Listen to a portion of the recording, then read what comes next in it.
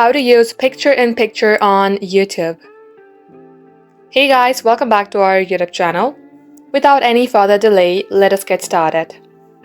Now, in order to enable picture-in-picture on YouTube, open up your settings application from your device, and here at the top search bar, type in picture.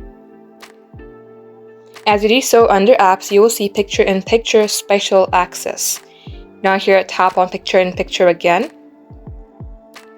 Toggle on YouTube in order to access picture-in-picture.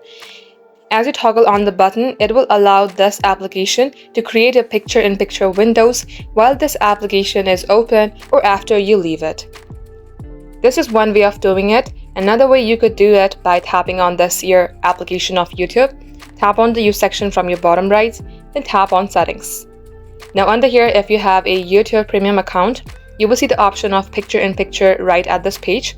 All you have to do is toggle it on, and that will also enable that feature. That's all for today. Thank you for watching the video till the very end. We hope to be back soon with more tutorials like this. Till then, stay updated.